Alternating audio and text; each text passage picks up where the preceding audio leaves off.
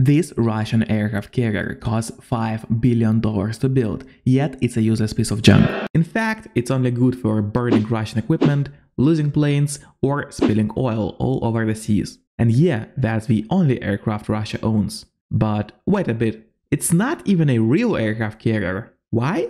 Because it's so much more. Who needs functional catapults, reliable engines, and a properly designed deck when you can have a floating collection of surprises instead? It's like a magical adventure every time you set sail. Instead, those big brain boys added anti-ship, anti-submarine, and of course, anti-aircraft missiles. Russians clearly never heard of less is more concept. That's right, this heavy cruiser can carry hundreds of rockets, but only 30 planes. Now, compared with aircraft carriers of the United States, for example, which can carry at least twice as many planes at the same time, or even more. Isn't the whole idea of an aircraft carrier is to carry as many operational planes as possible and rely on them as your main weapon? So yeah, that Russian idea of mixing a cruiser with an aircraft carrier was pretty dumb. Nevertheless, they decided to build this ship. The construction works started in Ukraine, because it was part of Soviet Union back in the time.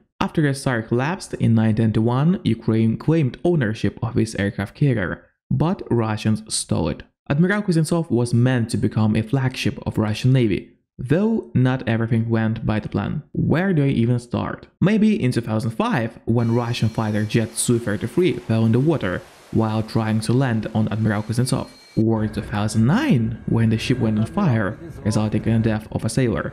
By the way, that's not the only time Admiral Kuznetsov was on fire. Then again, some casual crashes of Su-33 and MiG-29 fighter jets, while the Admiral Kuznetsov was on a mission in Syria. And now going to my favorite accidents. 2018, Admiral Kuznetsov is undergoing repair works in one of the world's largest floating dry docks, PD-50. 330 meters long, 79 meters wide. It's huge. Unexpectedly, power gets shut off. And it turns out the emergency generators are out of order as well. So the floating dock starts sinking, as its pumps are unable to support it anymore. The dock drops a 70-ton crane on the ship, leaving a 5-meter gash on the deck, and then finally sinks successfully. Sadly, Admiral Kuznetsov managed to escape the trap. That's really unfortunate for Russians themselves, cause it would have saved them from so much trouble in the future. The funny part is, the PD-50 dock was the only one in Russia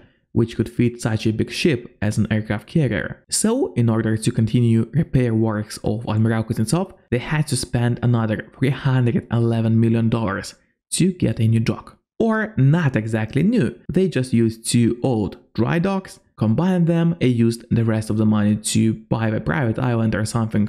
But Russian corruption is a topic for another video. And you know what? That's not the last accident with this crappy ship. Russians were able to continue repair works in Murmansk, but hey, the ship suddenly caught fire in 2018. And, don't laugh, again in 2022.